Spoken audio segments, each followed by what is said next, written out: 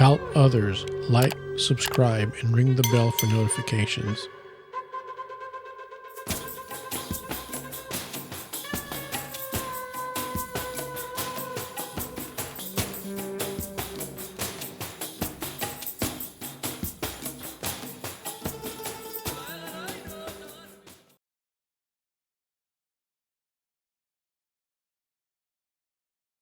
This is the second session of the parable of the olive trees that the Apostle Paul presents in Romans chapter 11. The first session I gave a background and showed from the prophets that God had promised Israel to be saved several times, and even salvation everlasting, forever. And on the basis of these passages, the Apostle Paul makes his statement in Romans chapter 11, verses 25 and 26. But we'll get to them soon, probably in the third session of this set on this parable. But I'm repeating the beginning of the parable, starting from Romans 11, verse 13. Paul is first of all addressing the Gentiles. And he is addressing the Gentiles by presenting two olive trees, a wild olive tree and a cultivated olive tree. And he says that the concept is that holiness comes from the root, from the lump. And if the root is holy, the branches are holy. If the branches are not connected to the root that is holy, they cannot be holy in themselves. They come from the forest, from the wild. And therefore, he warns the Gentiles in this parable not to boast over the branches that were cut off or burned off, and to take a humble position, because the role of the Gentiles, according to Paul in the first part of this parable in Romans 11, is to provoke Israel to jealousy, which he already stated earlier in chapter 11, when he asked the key question that opens chapter 11, has God rejected his people whom he foreknew? Meaning the people of Israel. And he says, no, I am an Israelite. In the present tense, God has not rejected. And I brought earlier the passages from the prophets in which God states very clearly that he's not going to ever reject Israel as long as there is sun in the daytime, moon and stars at night. That's from Jeremiah chapter 31, verses 35 through 37. And in verse 37 in that same chapter, he states clearly that he's going to save Israel. The same thing is true in the Ezekiel chapter 37, where he talks about the dry bones and the vision of the dry bones. And toward the end of the chapter, he states clearly that he's going to save Israel. And they will know that he's God, and he will know that they're his people, and they will be his people. And there is no doubt of Israel's salvation even without Paul's statement in chapter 11, verse 25 and 26. So, back to the parable. Normally speaking, if you ask any agronome, any man that deals with trees and with grafting onto trees, will tell you that you usually graft the good olive branches on the wild tree, because the wild tree usually has a much more stable root.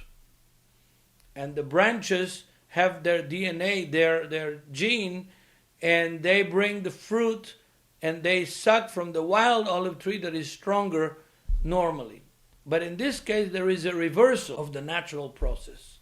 And I've been hearing this, and this has been pointed out to me by very, very good scientists that deal with trees, that what Paul is proposing here is not the natural process, the healthy agricultural process.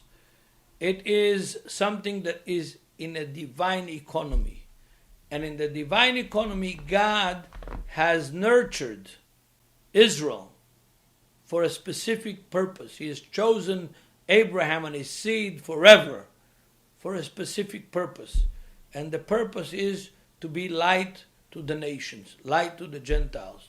This concept appears several times, but the clearest times are in Isaiah chapter 42, verse 6, and in Isaiah 49, verse 6.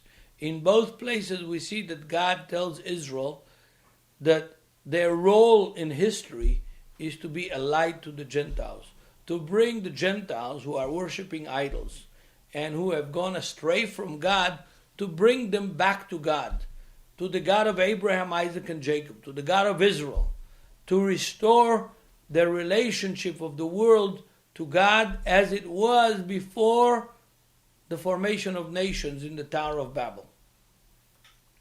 And here he says that, yes, some branches have fallen off, have been cut off, have burned off from Israel, but the tree is still alive. And other branches were taken from the wild olive tree and grafted in to the natural olive tree. And they sucking their life, their nourishment, their holiness from the root. The root is where life is given to the branches and not vice versa. And Paul states that very clearly in Romans 11 in verse 16. If the first fruits be holy, the lump also is holy. And if the root be holy, so are the branches. All the branches that are naturally connected to the root, not grafted in, and also the branches that come from the wild olive tree that are connected to the root, grafted into the root, they receive their holiness from the root and not vice versa. This Paul develops in the continuation of the parable, and I want to read from verse 17. And some of the branches be broken off, and you being a wild olive tree, were grafted in among them, and with them partake of the root and the fatness of the olive tree. You, like in all of Paul's letters, usually means the Gentiles who have been added, who have been grafted in to the commonwealth of Israel, in Ephesians chapter 2, verse 11 and 12. So you, from the wild olive tree, were grafted in among the branches of the natural olive tree, and you are sucking your life, your fatness, from the root of that olive tree. Verse 18, boast not against the branches, but if you boast, you bearest not the root, but the root bears you. This is something that historically needs to be stressed very clearly. We're going to continue this parable in the third session, but historically, the church has done exactly what Paul says not to do. They have not only boasted against the Jewish people that were sent to exile, lost their homeland, lost Jerusalem for 2,000 years.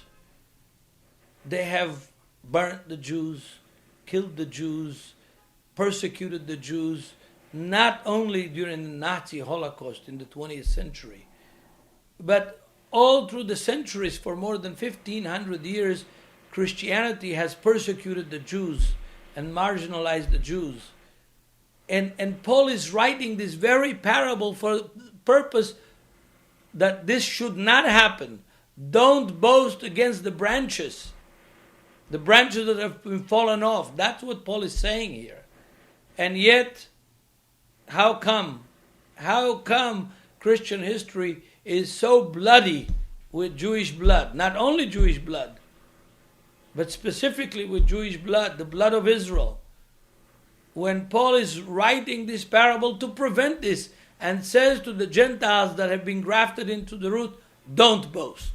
We are going to continue this teaching in the third session and learn about the rest of this parable and its meaning and the origins of where Paul is building this parable from the prophets and from the Old Testament.